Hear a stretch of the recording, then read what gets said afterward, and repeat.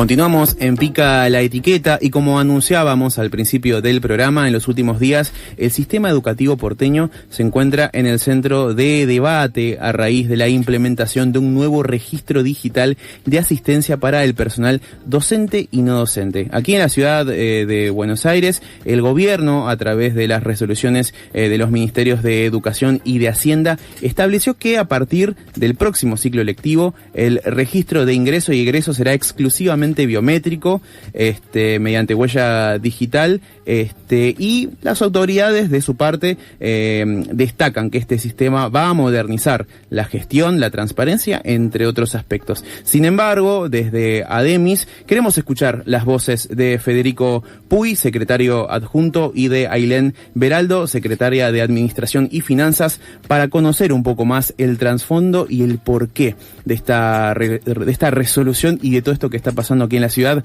Buenas noches, Fede, Ailén, aquí Nico, Pablo y todo el equipo de la tribu les saluda. Buenas, ¿cómo están? Bien. Gracias por venir, encima amigo de la casa. Amigos de la casa. Amigos de la casa. Ambos dos.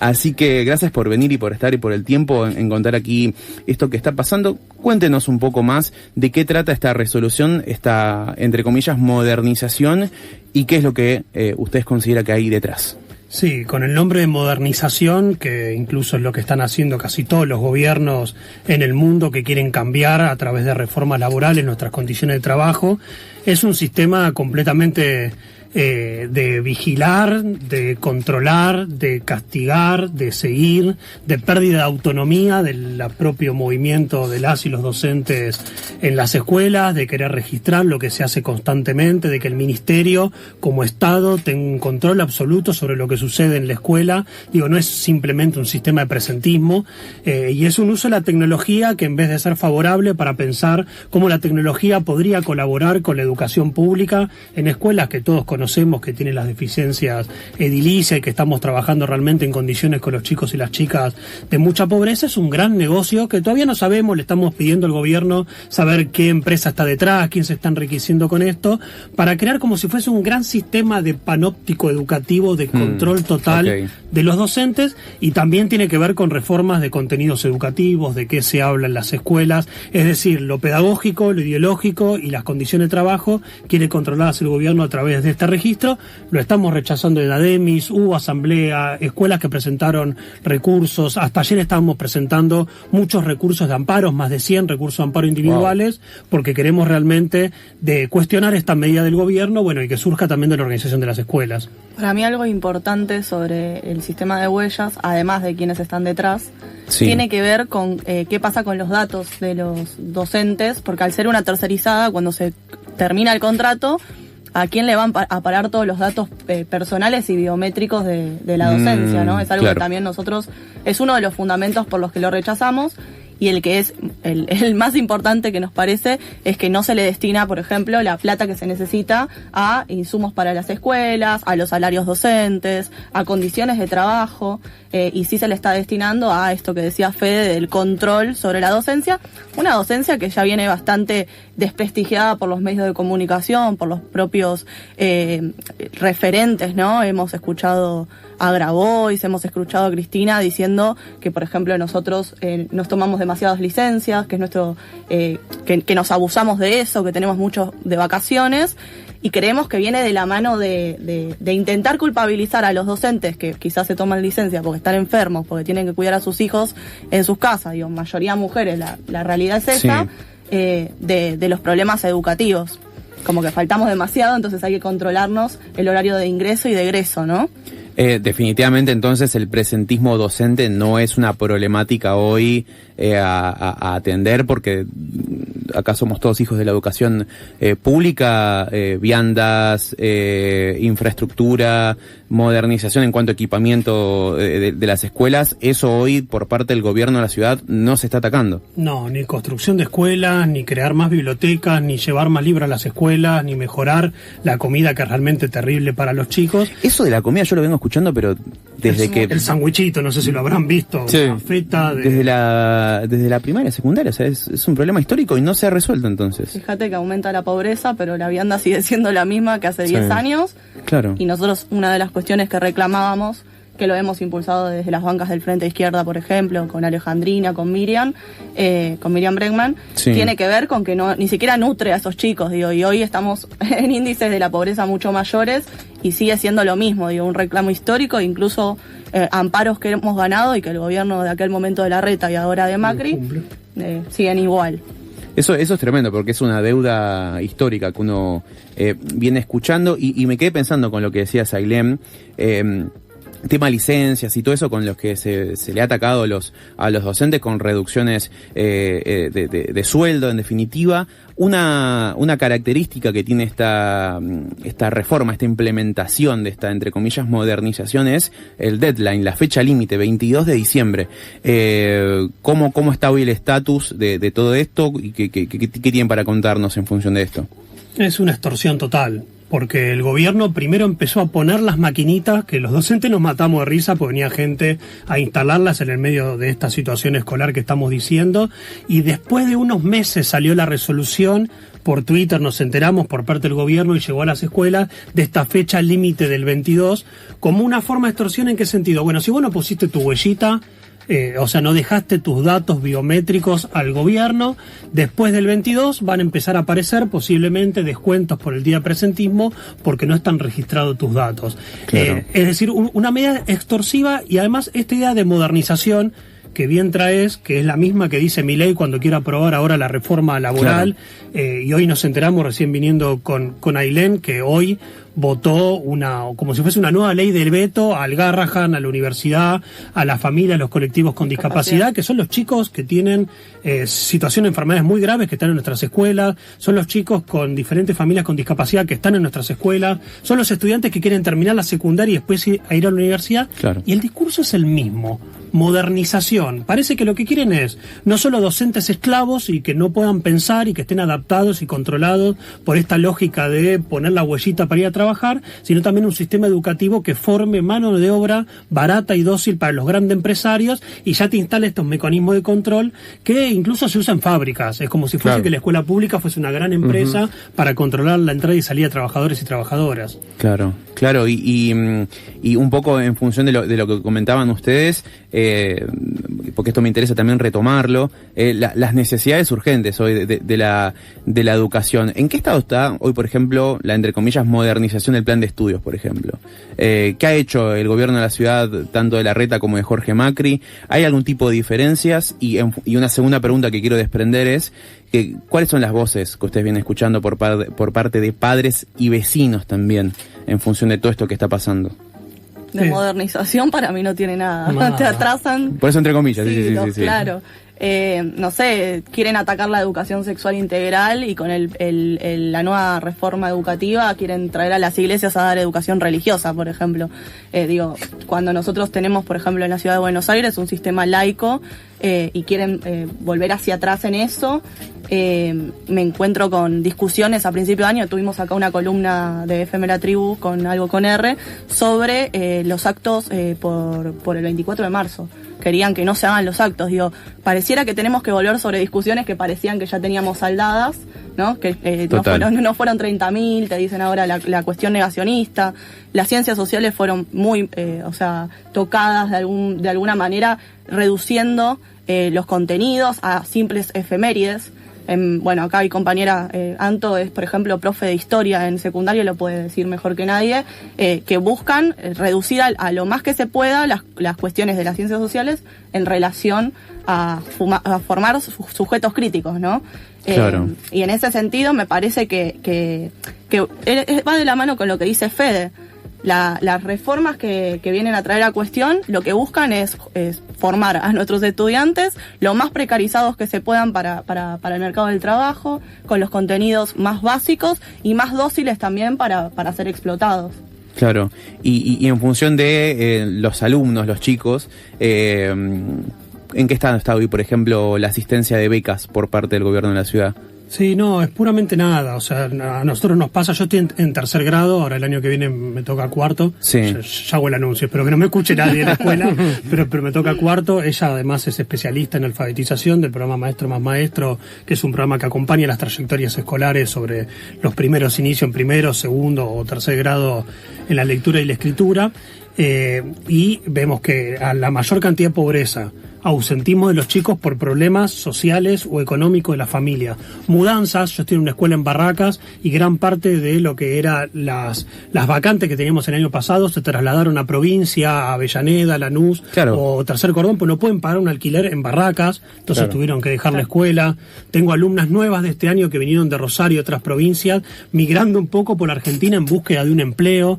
Familias que trabajan de changas, que se quedaron desempleadas, que dicen, Fede, no pude almorzar, por favor, ¿le puedes comprar un sándwich a mi hijo? Lo vemos todos los días. Por eso nos resulta tan chocante que la única política del gobierno sea o diseños curriculares reduciendo al mínimo los contenidos para crear sujetos que no tengan, o sea, las herramientas necesarias para enfrentarse a este mundo capitalista completamente devastador para los chicos, o reducir, por ejemplo, la alfabetización a la simple repetición de sonidos o letras para que los sujetos sean cada vez menos críticos y no puedan enfrentarse a este mundo laboral que estamos viviendo. Por eso, entre la pobreza, la huella, nuestras condiciones de trabajo, un gran panóptico de un gran sistema pedagógico completamente mercantilizado que ahora vamos a salir a enfrentar también en las calles este mismo jueves, con paro y movilización de ADEMIS. Marcharemos en columna independiente porque sabemos que las centrales sindicales no solo negocian estas condiciones y esta educación en todo el país, no solo en la ciudad de Buenos Aires, pero realmente queremos luchar por la salud, por la vida de estos pibes, por la educación de nuestros pibes, y para eso necesitamos también liberar a las docencias de la cantidad de tareas que tenemos y cantidad de horas que trabajamos, que son más de 50 por día. Es tremendo lo que nos cuenta Pablito. No, haciendo una reflexión sobre lo que decís, ¿cómo se le arregla a un docente para que su alumno no sea un mero repetidor de fechas y datos, sino que pueda, no sé, como inocular ese espíritu crítico? ¿Cómo se le arregla a un docente hoy, digamos, con esta vigilancia constante? Yo creo que así es como tenemos un compañero sumariado, por ejemplo, por hablar de las cuestiones que atraviesan el mundo, ¿no? Porque la escuela es una caja de resonancia de lo que sucede afuera y no somos no somos solo maestros, me parece que somos parte de una realidad y que eso hay que trabajarlo con los pibes y las pibas. Es nuestra responsabilidad, me parece, debatir de esos temas. Hemos hecho muchas veces asambleas en las escuelas, quizás con los pibes más grandes, ¿no? Y después me parece que es eso, o sea, favorecer el intercambio entre ellos. No sé, no me imagino una escuela secundaria hoy sin hablar, por ejemplo, de lo que implica para ellos las pasantías, la reforma laboral, la reforma educativa, lo que implica hoy volver a cuestionar un 24 de marzo, digo, todas esas cosas para mí al menos nosotros desde la 9 de abril no hacemos oídos sordos a lo que pasa, sino que lo llevamos a las aulas y lo debatimos. Obviamente siempre enmarcándolo, digo, no hay cuestiones partidarias detrás, sino un análisis de la situación que atraviesa al país. Y si tuviésemos que establecer una suerte de mapa con los focos más críticos en lo que es educación en la ciudad, uno más o menos se lo puede ir imaginando, pero ¿cuáles serían los puntos más críticos hoy que dirías, bueno, esto lo marco en rojo porque hay que atender ya, por ejemplo? Son los cierres de las escuelas. El otro día yo fui a la mesa de condiciones de trabajo con el gobierno y el gobierno de la ciudad ya anunció que va a seguir cerrando escuelas en la ciudad de Buenos Aires. ¿Van a seguir cerrando escuelas? Van a seguir cerrando escuelas. Ya cerraron varias, son casi 124 cursos en media, también se han cerrado algunos grados en primario, se fusionan con la excusa de la baja tasa de natalidad, y yo me imagino que cualquier gobierno que quiera favorecer la educación tiene que construir más escuelas. Total. E incluso nosotros deberíamos trabajar con poblaciones más chicas por cada una de las aulas para poder hacer una atención mucho más personalizada, individual, dentro de lo colectivo que es el aula, pero el gobierno dice que va a cerrar escuelas. Y lo otro es que la mayoría son compañeras, todas mis amigas de la escuela son sostenes de familia, tienen hijos, tienen que pagar su alquiler. Hoy si no trabajás 3 cargos en la escuela, 3 turnos o haces changas, no llegás a fin de mes. Claro, entonces, ¿qué educación puedes pensar que una compañera que dejó a su hijo, por ejemplo, 7:30 de la mañana en una escuela, corrió a la otra porque quizás no está en la misma escuela su hijo, y termina su jornada laboral a las 6 de la tarde o tiene que seguir a la noche? ¿Qué tipo de educación podemos pensar nosotros para los chicos si esa maestra está completamente extenuada y el salario no le alcanza? Por eso nosotros estamos llamando a organizarnos por escuela, autoorganizarnos, discutir estas condiciones de trabajo y discutir mucho los contenidos, porque por la pregunta que vos hacías, yo creo que el sueño de Jorge Macri es poner cámaras en todas las aulas, porque lo que ahí se habla, lo que ahí hacemos con nuestros cuerpos, con nuestro diálogo, construyendo conocimiento, es mucho más fuerte en el sentido educativo, y creo que es lo que los gobiernos quieren cortar, porque hablamos de las realidades, pero además con pibes que están en niveles de pobreza muy alarmantes, los alfabetizamos, les enseñamos matemática, les enseñamos ciencias, a pesar de nuestro cansancio laboral, y yo veo que esa es un poco la espuma para poder enfrentar a todos estos gobiernos, que la fuerza tienen las compañeras en las escuelas y por aula. A quienes escuchamos son a Federico Puy, secretario adjunto de ADEMIS, y a Ailén Beraldo, secretaria de Administración y Finanzas. Se lo repongo para el oyente que se está sumando recién aquí al aire de FM La Tribu. Acá hay varias aristas que se van desprendiendo en función de lo que están charlando. Ya gracias por el tiempo y sobre todo por el detalle. Me voy a meter un poco en temas números y salarios. Soy un docente, dentro de lo que quieran y puedan contar, más o menos ¿a cuánto está llegando a fin de mes? Porque siempre es importante para mí hablar de números. Me arriesgaría a decir que con suerte al 1.000.000.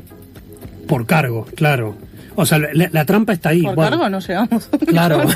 Ojalá. Yo tengo más antigüedad que Ailén y no lo quiere decir. Millonario. Soy tan joven en la docencia. Claro. Un cargo de jornada simple con los últimos aumentos del gobierno, que fue 2,5 en diciembre. Claro. Ningún aumento en noviembre y un aumento en octubre de 2,5, cuando ahora la inflación es de 2,8 en la Ciudad de Buenos Aires, sin contar los 30 puntos que perdimos con Milei, que ya nadie lo discute. Sí. Y el otro día que me tocó ir por primera vez a la mesa de condiciones de trabajo como en representación de ADEMIS, el resto de los sindicatos está calladito la boca con todo, y entonces si vos no llegás al 1.000.000 por cargo, vos ya estás obligado a trabajar 2 cargos. Un docente que recién se inicia está en 800.000, 850.000, el de más antigüedad un poco más, pero ya te obliga a trabajar 2 cargos. 2 cargos son 2 jornadas simples, por ejemplo, en primaria. Eso, entras a las 7:30, 8 menos cuarto, te vas a las 5:30 de la tarde. Claro. O más, porque pero si hay sos un montón de familia, pago, cosa que no te pagan, ¿no? El tiempo que te quedas por fuera. No, eso... Eso con el tema huella, le saltaron en Twitter a Jorge Macri, que le dijeron, bueno, dale, ¿puedo registrar mi huella en casa cuando estoy planificando mientras cuido a mis hijos o preparando las clases del día siguiente? Los exámenes, claro. Y la cantidad de trabajo administrativo, burocrático que tenemos que hacer, de informes, de cargar boletines, de cargar asistencia, que te quita también tiempo para el trabajo pedagógico que debe ser nuestra clave, hace un sistema completamente burocratizado. Totalmente, muy brevemente, pero algo que siempre escucho de gente que evidentemente votó este gobierno es, bueno, pero los docentes están al pedo después de las clases, y definitivamente no es así, y está justo respondiendo eso, Fede, que está buenísimo. Sí, Ailén. No, yo lo que decía es que yo tengo muchos menos años de trabajo en la docencia. Quería decir su edad contra mí, para que se entienda. No. Está bien. No, y lo que veo es compañeras quizás que empezaron hace poco, como yo, no sé, tenemos 7 años de docencia, están rotas. Sí. O sea, yo he tratado de empezar una carrera en repetidas oportunidades y no hay tiempo.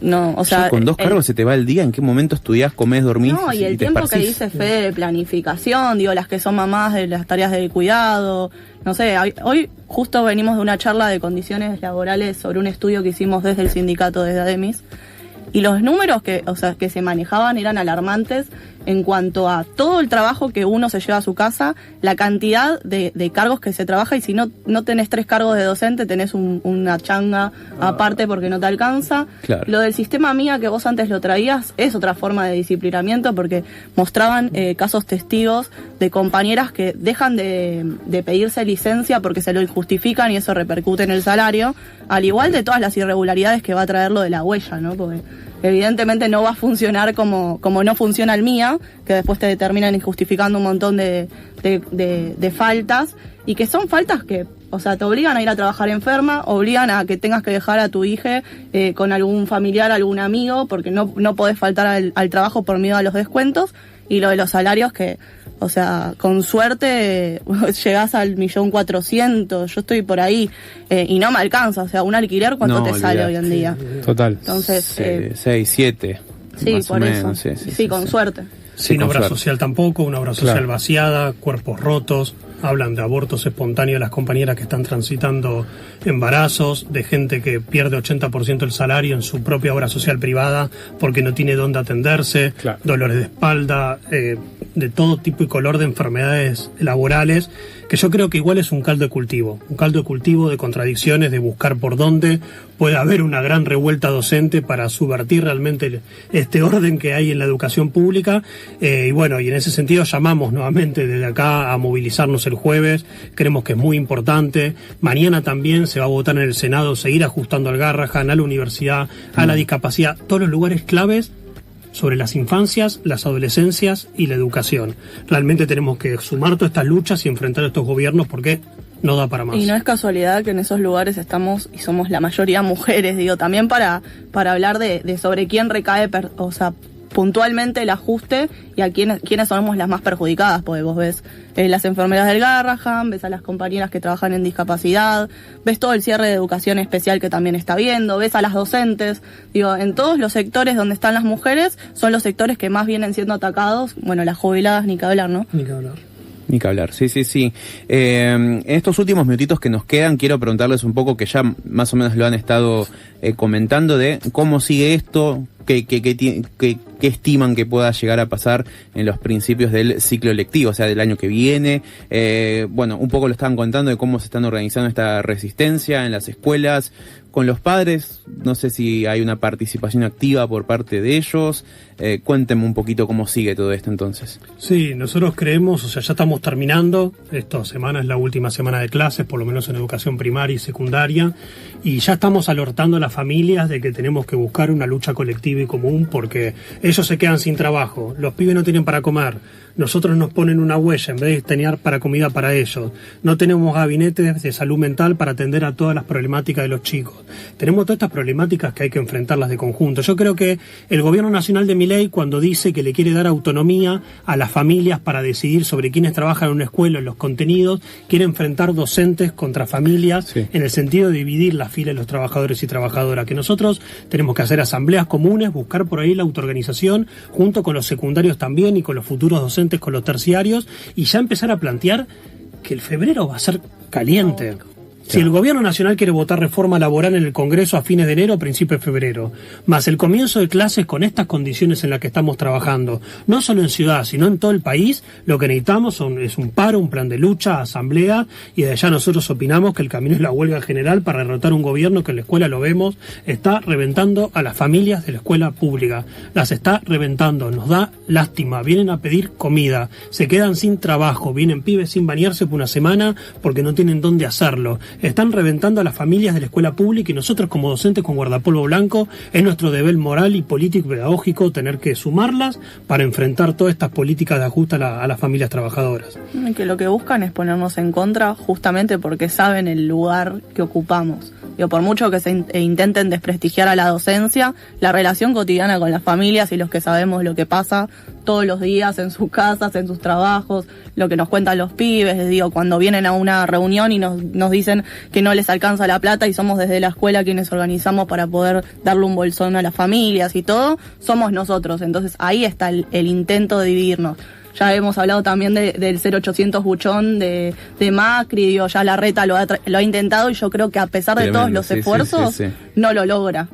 Y veremos ese 22 de febrero cómo podemos enfrentar la huella. Estamos presentando amparos, vamos a movilizar. Yo creo que realmente se están acumulando esas discusiones en la escuela y no va a ser un febrero fácil, ni para Jorge Macri, ni para Milei, ni este fin de año tampoco. Tremendo. Y por último, a modo de cierre, recién acá al principio del programa bromeábamos con que porcentualmente la mitad más uno de las personas que ocupan un espacio votaron al gobierno nacional y en consecuencia también al gobierno de la Ciudad de Buenos Aires actual. ¿Qué le dirías hoy al padre que por ahí piensa del otro lado y tiene una visión peyorativa de lo que es lo público? ¿Qué le dirías sobre cómo esta política afecta a la calidad educativa, al clima escolar de los hijos e hijas, a modo de cierre? Sí, yo creo que ellos lo ven que lo han estafado, que su propuesta electoral tanto de Milei, que venía a ajustar a la casta, y son las propias familias que quizás lo votaron, que la están pasando muy mal, o que opinan que hay que atacar la educación pública. Y fíjate que la mayoría incluso de las encuestas que hay sobre el ajuste a la educación pública de votantes de Milei o de Jorge Macri están en contra de ajustar a la educación pública, porque es el único lugar donde tienen para llevar a sus chicos, y las familias, la verdad, se rompen para que los pibes vayan a la escuela. Vos lo ves y te da como una emoción total de saber que la están pasando tan mal, claro, y hacen todo lo posible para poder ir a la escuela igual, y si tienen algún problema te hablan. Yo creo que lo público tiene que dejar de ser ese lugar estatal, burocratizado y dirigista, sino que tiene que transformarse en algún gran lugar de autoorganización, traerlos para los contenidos, abrir más las escuelas, hacer más asambleas con las familias, con los padres, con los chicos, intentar una pedagogía que no sea de la resignación, que sea una pedagogía de la resistencia con nuestros contenidos, y también, ¿por qué no?, pasar a la ofensiva colectivamente. Muchas gracias por venir. Amigues, no sé si les quedó algo ahí en el cierre, en el tintero, alguna invitación, redes sociales que quieran compartir. Yo lo único que quiero decir como cierre es que el buen resultado de Milei no le garantiza que pueda avanzar con todo lo que quiere. No, total. El jueves tenemos un desafío. Lo que es febrero tenemos un desafío, así que vamos a poner todas nuestras voluntades para que sea lo más masivo y arrancarle a los sindicatos cómplices, a la burocracia sindical, a la CGT, a la CTA, un paro y un plan de lucha, que es lo que necesitamos. Total. Y mira, justo acá me diste otra arista, muy breve, pero lo que es el gobierno hoy de Jorge Macri, tras las últimas legislativas, quedó ahí medio golpeado. ¿No hubo ningún tipo de flexibilización, ponele, o siguieron redoblando la apuesta? Por lo que veo, redoblaron. Redoblaron y copados por los libertarios. Sí. Y desde ya que en la ciudad, pues nosotros fuimos candidatos en las últimas listas con Miriam, también el Frente Izquierda hizo una gran elección en la ciudad de Buenos Aires.